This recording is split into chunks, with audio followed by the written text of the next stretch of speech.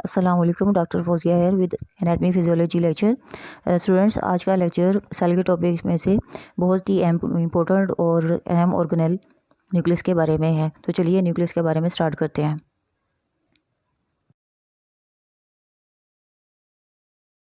Student, सबसे पहले मैं आपको न्यूक्लियस के इंट्रोडक्शन के बारे में बता दूं। न्यूक्लियस को सबसे पहले जिस साइंटिस्ट ने डिस्कवर किया था वो एक स्कॉटिश साइंटिस्ट थे। इनका नेम रॉबर्ट ब्राउन था। 1831 में इन्होंने न्यूक्लियस को डिस्कवर किया था। उसके बाद फ्लेमिंग एक और साइंटिस्ट थे और उन्होंने न्यूक्लियस के इंटरनल स्ट्रक्चर्स के बारे में बताया था, मतलब न्यूक्लियस के अंदर कौन कौन से स्ट्रक्चर्स होते हैं फर्दर। उसके बाद न्यूक्लियस को कैरियन कहा जाता है, मतलब सेकंड नेम न्यूक्लियस का कैरियन होता है। फिर उसके बाद न्यूक्लियस को सेल का ब्रेन भी कहा जाता है, क्योंकि न्यूक्लियस जो है सेल की तमाम एक्टिविटीज़ को कंट्रोल करता है। फिर इसके बाद न्यूक्लियस के बारे में बताऊं कि न्यूक्लियस जो है साइटोप्लाज्म के बाहर होता है। इसकी अपनी कवरिंग होती है जिसे न्यूक्लियर इन्वेल्व कहा जाता है। जिसकी वजह से ये न्यूक्लियर इन्वेल्व होने की वजह से न्यूक्लियस जो होता है साइटोप्लाज्म के बाहर होता है। न्यूक्लियर इन्वेल्व जो है सेपरेट कर देता है न्यूक्लियस को साइटोप्लाज्म से। उसके बाद कहा गया है कि ये फिजियोलॉजिकल, मतलब सेल की जो एक्टिविटीज़ काम होते हैं उन्हें कंट्रोल करता है। और उसके बाद इसे कहा गया है कि ये reproductive function of the cell perform करता है। अब रिप्रोडक्टिव फंक्शन ऑफ सेल कैसे परफॉर्म करता है, क्योंकि इसके पास जेनेटिक मटेरियल होता है। किस फॉर्म में होता है? क्रोमोसोम्स की फॉर्म में होता है। क्रोमोसोम्स किसकी वजह से बने हुए होते हैं? डीएनए और प्रोटीन के बने हुए होते हैं। थ्रेड लाइक स्ट्रक्चर होते हैं। इनके पास जेनेटिक इन्फॉर्मेशन होती है।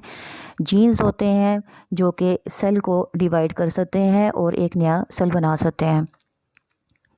उसके बाद इसमें बताया गया है कि ये न्यूक्लियस जो है तमाम यूकैरियोटिक सेल्स में पाया जाता है। अब मैं आपको यहाँ पे बता दूँ कि यूकैरियोटिक और प्रोकैरियोटिक सेल का डिफरेंस क्या होता है। प्रोकैरियोटिक सेल में न्यूक्लियस जो होता है वो अनऑर्गेनाइज्ड होता है, प्रिमिटिव न्यूक्लियस होता है, ट्रू न्यूक्लियस नहीं होता है, क्योंकि उसकी न्यूक्लियस मटेरियल जो होता है साइटोप्लाज्म में फ्लोट कर रहा होता है और उसकी मेम्ब्रेन नहीं होती जो उसे साइटोप्लाज्म से सेपरेट कर दे। यूकैरियोटिक सेल्स के अंदर जो है वो ऑर्गेनाइज्ड न्यूक्लियस होता है, मतलब न्यूक्लियर मेम्ब्रेन होती है, जिसकी वजह से एक प्रॉपर न्यूक्लियस मौजूद होता है सेल के अंदर और साइटोप्लाज्म के बाहर होता है और इसके अंदर प्रॉपर जेनेटिक मटेरियल होता है।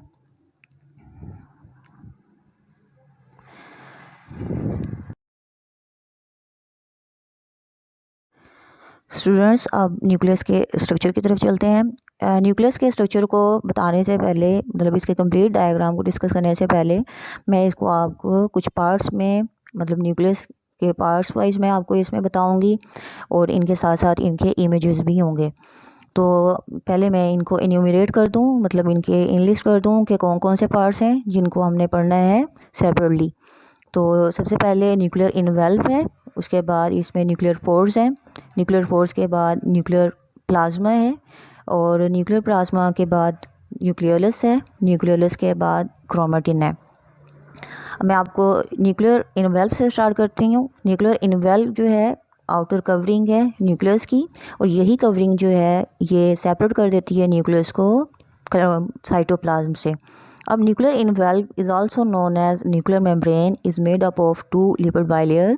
के न्यूक्लियर इन्वेल्व को न्यूक्लियस मेम्ब्रेन भी कहा जाता है, न्यूक्लियर मेम्ब्रेन कहा जाता है, और ये 2 लिपिड बाइलेयर की बनी हुई होती है। जो मेम्ब्रेन बाहर की तरफ होगी उसे हम आउटर मेम्ब्रेन कहेंगे और जो इनर साइड पे होगी उसे इनर न्यूक्लियर मेम्ब्रेन का नाम देंगे, और इन दोनों के दरमियान में जो स्पेस होगी उसे पेरी न्यूक्लियर मेम्ब्रेन का नाम देंगे। अब पेरी न्यूक्लियर मेम्ब्रेन जो है, या पेरी न्यूक्लियर स्पेस जो होती है, इसका क्या मकसद होता है? जब कोई चीज़ या कोई मटीरियल न्यूक्लियस में तैयार हो जाएगा तो वो न्यूक्लियर की इनर मेम्ब्रेन से पास होकर न्यूक्लियर पेरी न्यूक्लियर मेम्ब्रेन या पेरी न्यूक्लियर स्पेस में चला जाएगा और वहाँ से न्यूक्लियर पोर्स के थ्रू जो है वो साइटोप्लाज्म में ट्रांसपोर्ट हो जाएगा। इस वजह से पेरी न्यूक्लियर स्पेस भी जो है अपना एक स्टोरेज का काम करती है, टेम्पररी स्टोरेज का काम करती है, मतलब प्रोडक्ट को एक जगह से दूसरी जगह भेजने के लिए। उसके बाद न्यूक्लियर पोर आ जाते हैं। अब न्यूक्लियर पोर क्या चीज़ है? न्यूक्लियर पोर जो है ये छोटे छोटे सुराख होते हैं न्यूक्लियर इन्वेल्व के अंदर, और न्यूक्लियर इन्वेल्व में इन सुराखों का काम क्या है? ये ट्रांसपोर्टेशन का काम करते हैं मॉलिक्यूल्स की, ख़ास तौर पर प्रोटीन और राइबोसोम्स की। ट्रांसपोर्टेशन किन दो चीज़ों के दरमियान में? न्यूक्लियस और मेम्ब्रेन के न्यूक्लियस और साइटोप्लाज्म के दरमियान है। अब इसमें कहा गया है, यहाँ पे जो लिखा हुआ है कि protein line channels in nucleus envelope that regulate the transportation of molecules between the nucleus and cytoplasm, कि ये ट्रांसपोर्ट करते हैं मॉलिक्यूल्स को। मॉलिक्यूल्स कौन से होंगे? प्रोटीन और राइबोसोम्स होंगे। और किन दो के दरमियान में ट्रांसपोर्टेशन का काम करेंगे? न्यूक्लियस और साइटोप्लाज्म में। उसके बाद इसमें आ जाता है कि न्यूक्लियर पोर्स जो होते हैं एक सेल के अंदर कितने होते हैं? ये 1000 से 10,000 पर न्यूक्लियस जो है न्यूक्लियर पोर्स अवेलेबल होते हैं न्यूक्लियर इन्वेल्व पे। उसके बाद आ जाता है न्यूक्लियर प्लाज्मा। अब न्यूक्लियर प्लाज्मा या न्यूक्लियर प्लाज्मा क्या चीज़ है? ये ऐसा फ्लूइड है जो कि न्यूक्लियस के अंदर पाया जाता है। एंजाइम रिच्ड फ्लूइड होता है, मतलब इसके अंदर एंजाइम्स पाए जाते हैं जो कि डीएनए की रेप्लिकेशन के लिए ज़रूरी होते हैं। तो यहाँ पे इसकी डेफिनेशन लिखी हुई है, the fluid inside the nucleus rich with enzymes for DNA replication, मतलब न्यूक्लियस का फ्लूइड। उसके बाद इसमें आ जाता है न्यूक्लियोलस आ जाता है। न्यूक्लियोलस क्या चीज़ है? It is a dense mass found in the nucleus that is concern with producing and assembling the cell ribosomes. अब न्यूक्लियोलस वो साइट है, वो डेंस मटेरियल है जो कि कहाँ पाया जाता है? न्यूक्लियस में पाया जाता है, न्यूक्लियस प्लाज्मा में पाया जाता है। इसका काम क्या होता है? ये राइबोसोम्स को असेंबल करता है, राइबोसोम्स को बनाता है। It is also called ribosomes factory, मतलब ये राइबोसोम्स की सिंथेसिस करता है। ये वो साइट है जहाँ पर ट्रांसक्रिप्शन का प्रोसेस होता है। ट्रांसक्रिप्शन क्या चीज़ है? ट्रांसक्रिप्शन का मतलब है स्पेसिफिक अमीनो एसिड्स का सीक्वेंस बनाना, जिसे मैसेंजर आरएनए कहा गया है, जो कि मैसेंजर आरएनए तैयार होने के बाद कहाँ जाएगा? साइटोप्लाज्म में एंडोप्लाज्मिक रेटिकुलम के पास जाएगा प्रोटीन की सिंथेसिस के लिए, क्योंकि एंडोप्लाज्मिक रेटिकुलम के पास क्या चीज़ है? राइबोसोम्स होते हैं जो प्रोटीन की सिंथेसिस करते हैं। सो इस वजह से कहा गया है कि न्यूक्लियोलस क्या चीज़ है? राइबोसोम्स को सिंथेसिस करने की साइट है न्यूक्लियस के अंदर। क्रोमेटिन क्या चीज़ है? क्रोमेटिन थ्रेड लाइक स्ट्रक्चर होते हैं डीएनए के अंदर, न्यूक्लियस के अंदर थ्रेड लाइक स्ट्रक्चर्स होंगे। अब ये क्रोमेटिन जो है ये क्या करेंगे? ये डीएनए और प्रोटीन की पैकेजिंग करेंगे, मतलब डीएनए और प्रोटीन को पैक करके संभल करके रखेंगे न्यूक्लियस के अंदर, और इसके डीएनए और प्रोटीन की ब्रेक डाउन होने से रोकेंगे क्रोमोसोम्स की फॉर्म में, मतलब ये क्रोमोसोम की ब्रेकेज होने से रोकेंगे। और क्रोमोसोम्स क्या चीज़ है? क्रोमोसोम्स डीएनए और प्रोटीन के थ्रेड लाइक स्ट्रक्चर्स होते हैं न्यूक्लियस के अंदर, और genetic information in DNA formation की शक्ल में क्रोमोसोम्स में इनकोड होती है। दोबारा से बता दूं कि क्रोमेटिन क्या चीज़ है? क्रोमेटिन थ्रेड लाइक स्ट्रक्चर्स होते हैं न्यूक्लियस के अंदर, और ये स्ट्रक्चर्स जो हैं ये डीएनए और प्रोटीन के होते हैं, मतलब क्रोमेटिन डीएनए और प्रोटीन को पैकेजिंग फॉर्म में रखती है और क्रोमोसोम्स की ब्रेक डाउन होने से रोकती है बिफोर सेल डिवीज़न। ठीक है, और उसके बाद इसमें आ जाते हैं, अब आप इसकी कंप्लीट डायग्राम जो है वो देखेंगे।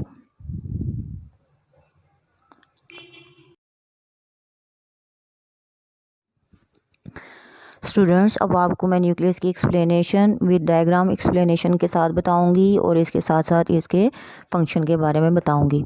तो nucleus is the control centre of cell, मतलब ये ब्रेन है सेल का, तो सेल की तमाम एक्टिविटीज़ को कंट्रोल करता है। It is responsible for all physiological, biochemical and reproductive function of cell. इसके अलावा सेल की जो तमाम एक्टिविटीज़ होती हैं, सेल के जो काम हो रहे होते हैं, उनको कंट्रोल करता है, और उसके साथ साथ ये रिप्रोडक्टिव फंक्शन ऑफ सेल भी कंट्रोल करता है, क्योंकि इसके पास क्या चीज़ है? इसके पास जेनेटिक मटेरियल डीएनए की शक्ल में है, और डीएनए की वजह से ये जो है सेल डिवाइड कर दिया जाएगा, क्योंकि जब डीएनए रेप्लिकेट करता है, डीएनए की डुप्लीकेशन होती है, डीएनए की कॉपी बनती है, तो जेनेटिक मटेरियल पुराने सेल से नए सेल में कन्वर्ट हो जाता है।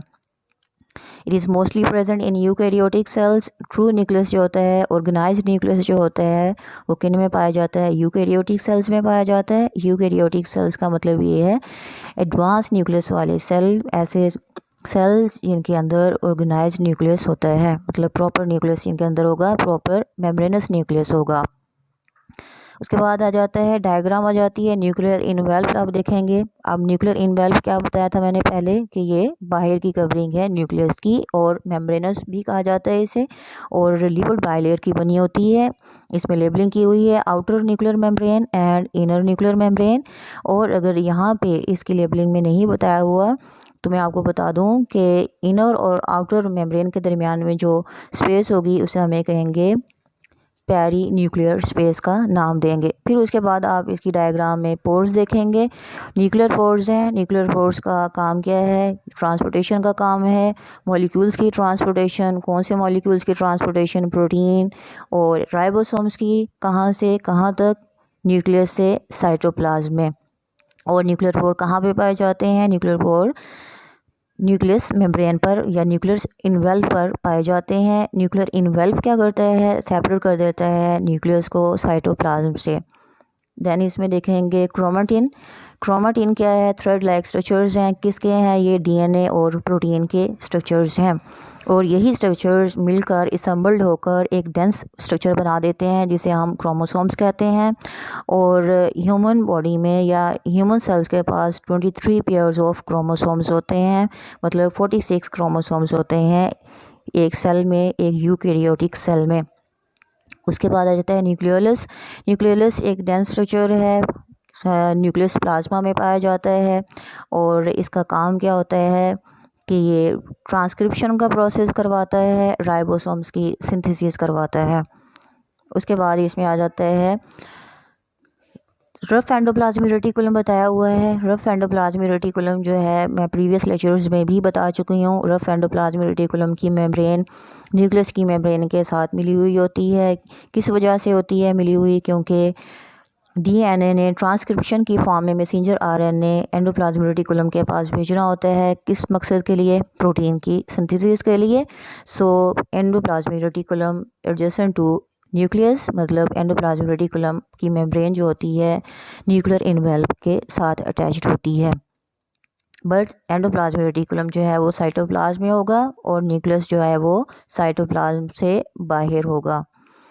उसके बाद इसमें आ जाती है, अब मैं साइज़ एंड शेप बता दूं। Nuclear of each cell is usually in spherical shape. यहाँ पे साइज़ लिखा हुआ है, ये गलत है, यहाँ पे शेप कर लें। इन स्फेरिकल शेप का मतलब है ये या तो गोल होंगे या फिर ये बेस भी होंगे या फिर ये लोब्यूलेटेड होंगे, मतलब इनके लोब्स की फॉर्म में होंगे।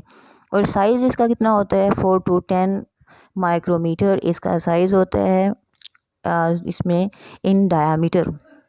देन इसमें स्ट्रक्चर आ जाता है। It is made by nucleus membrane, जो कि पहले हम बात कर चुके हैं। न्यूक्लियस प्लाज्मा फ्लूइड जो कि इनसाइड द न्यूक्लियस होता है। क्रोमोसोम्स जो कि डीएनए और प्रोटीन के थ्रेड्स होते हैं, जेनेटिक मटेरियल कोड करते हैं, इंफॉर्मेशन कोड करते हैं जीन्स की फॉर्म में। जीन के पास इंफॉर्मेशन होती है जो जब सेल को डिवाइड होना होता है पुराने सेल से नए सेल में। एंड न्यूक्लियोलस वो जगह है जहाँ पे राइबोसोम्स की सिंथेसिस होती है, ट्रांसक्रिप्शन का प्रोसेस होता है। उसके बाद आ जाती है इसकी कंपोजिशन आ जाती है। कंपोजिशन में बताया हुआ है it consist of water 80% and dry weight 20%, in which DNA 18% and RNA 20% are present. अब इसमें बताया गया है कि 80% तो वाटर होगा। न्यूक्लियस प्लाज्मा कहा गया है कि न्यूक्लियस प्लाज्मा जो है न्यूक्लियस के अंदर उसमें 80% वाटर होगा। और उसके बाद हमने देखा है कि इसके अंदर जेनेटिक मटेरियल किस फॉर्म में होता है? ड्राई वेट की फॉर्म में होगा। ड्राई वेट किसका होगा? डीएनए और आरएनए का होगा, क्योंकि न्यूक्लियस के अंदर डीएनए और आरएनए पाए जाते हैं। सो इम्पोर्टेंट है कि डीएनए और आरएनए का वेट भी बताया जाए। और ये लास्ट ईयर के एमसीक्यूज़ में भी पूछा गया है, डीएनए या ड्राई वेट कितना होता है न्यूक्लियस के अंदर। तो डीएनए का जो इसमें बताया हुआ वेट जो है वो 18% तक होगा, मतलब इसका पोर्शन कितना होगा? 18% तक होगा। और आरएनए जो है इसके अंदर 2% तक होगा। फंक्शन की तरफ चलते हैं। फंक्शन में कहा गया control centre of the cell, वही बात रिपीट हुई है जो कि इसके एक्सप्लेनेशन में स्टार्ट में आई थी कि सेल की एक्टिविटीज़ को कंट्रोल करता है, क्योंकि ये प्रोटीन की सिंथेसिस करता है जो कि सेल के डिफरेंट फंक्शंस को परफॉर्म करने के लिए कंपलसरी ज़रूरी इम्पोर्टेंट है। It controls the protein synthesis by messenger RNA. ये बात बहुत दफ़ा रिपीट हो चुकी है कि ट्रांसक्रिप्शन का प्रोसेस कहाँ से स्टार्ट होता है, न्यूक्लियस से स्टार्ट होता है। मैसेंजर आरएनए का मकसद क्या होता है, प्रोटीन की सिंथेसिस करवाना। तो इसके लिए ज़रूरी है कि पहले मैसेंजर आरएनए बने न्यूक्लियस से, दैन उसके बाद जो है मैसेंजर आरएनए साइटोप्लाज्म के पास जाए, एंडोप्लाज्मिक रेटिकुलम के पास, और प्रोटीन की सिंथेसिस करवा सके। It helps in hereditary material transformation. अब हेरिडिटरी मटेरियल ट्रांसफॉर्मेशन का मतलब ये है कि न्यूक्लियस के पास क्या चीज़ है, क्रोमोसोम्स। क्रोमोसोम्स किसके बने हुए हैं, डीएनए के और प्रोटीन के बने हुए हैं। सो हेरिडिटरी मटेरियल किसके पास हुआ, न्यूक्लियस के पास हुआ डीएनए की फॉर्म में। और हेरिडिटरी मटेरियल ट्रांसफॉर्मेशन का मतलब ये है कि पुराने सेल से नए सेल के अंदर जेनेटिक इंफॉर्मेशन का कन्वर्ट हो जाना, नए सेल्स का बन जाना, और जेनेटिक मटेरियल का डिवाइड हो जाना नए सेल बनाने के लिए। It control the cell division.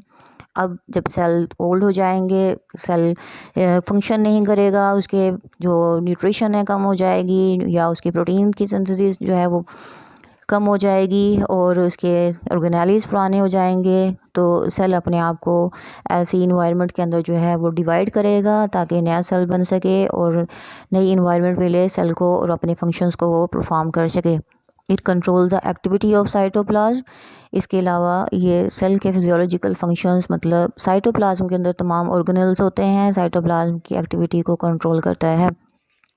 अब बच्चे मैं आपको यहाँ पे असाइनमेंट बता दूँ कि आज आपका सेल का टॉपिक जो है न्यूक्लियस पे आके ख़त्म हो जाता है, एंड हो गया है। अब असाइनमेंट आपकी ये है कि आप लोगों ने सेल के टॉपिक की एक समरी बनानी है। कोई डिटेल करने की ज़रूरत नहीं है कि आप उसमें इधर उधर से उठा उठा के मटेरियल ऐड करते जाएं। सिंपली आपने सेल का जो है वो इंट्रोडक्शन देना है।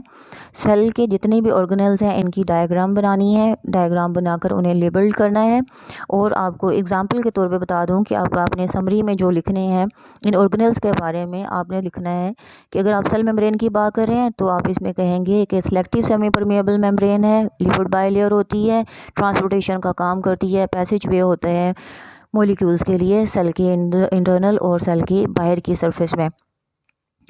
उसके बाद आप माइटोकॉन्ड्रिया में बता दूं कि माइटोकॉन्ड्रिया कहेंगे कि power house of the cell है, एटीपी फॉर्मेशन करता है, ये भी लिपिड बाइलेयर का बना हुआ होता है। देन एंडोप्लाज्मिक रेटिकुलम, इसी तरह से एंडोप्लाज्मिक रेटिकुलम में लिख देंगे कि ये स्मूथ और रफ़ होता है। रफ़ राइबोसोम्स की वजह से होगा, फ्लैट होंगे एंडोप्लाज्मिक रेटिकुलम तो लिपिड्स की सिंथेसिस कर रहे हैं, राइबोसोम्स होंगे तो प्रोटीन की सिंथेसिस कर रहे हैं। गोल्जी ऑपरेटिव्स पैकेजिंग का काम कर रहा है, लाइसोसोम फॉर्मेशन कर रहा है। न्यूक्लियस के पास हेरिडिटरी मटेरियल है, मतलब डीएनए और आरएनए है, और इसका आप स्ट्रक्चर बता देंगे। सो इस तरह से आपका ये जो है असाइनमेंट कंप्लीट हो जाएगा सेल के बारे में। तो आज आपका लेक्चर यहाँ पे एंड होता है। इंशाल्लाह हम नेक्स्ट टॉपिक के साथ दोबारा से हाजिर होंगे। थैंक यू, अल्लाह हाफिज़।